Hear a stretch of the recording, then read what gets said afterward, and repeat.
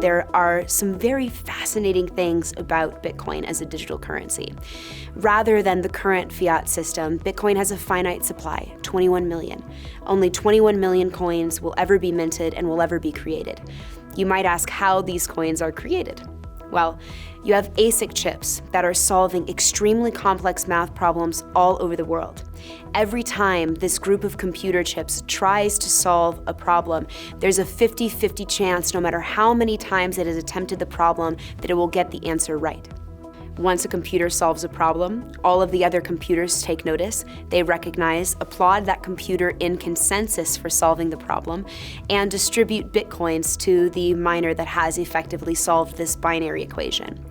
Now, future generations of mining might not be so binary. We might not just be solving basic math problems at exponential growth rates. We might be solving problems like, how do we provide more effectively for public safety? What is the most effective way to distribute energy to a population en masse? How do we better provide for both public health and the health of every unique individual in the world? Why will people and systems change?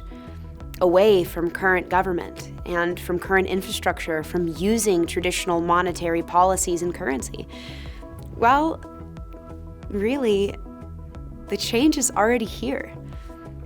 It just hasn't been fully implemented yet, but it's on its way. Blockchain and digital currency is better, faster, cheaper as a means of transaction and exchange than traditional monetary institutions like banks and governments.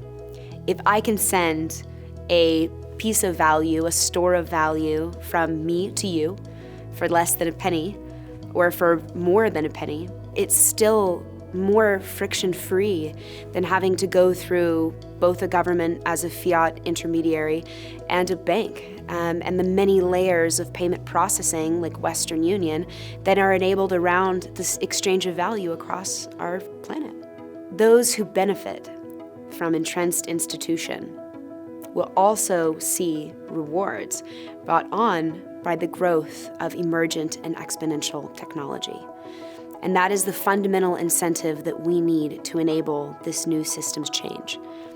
Once people who have been living in a system for years, who benefit from institutions that structure our modern civilization, like banks, governments, and other centralized entities, understand that they themselves can have more freedom, a better quality of life, and more time to do what they love and to create, using new technology, than they can gain from using the systems they're already a part of, they will change.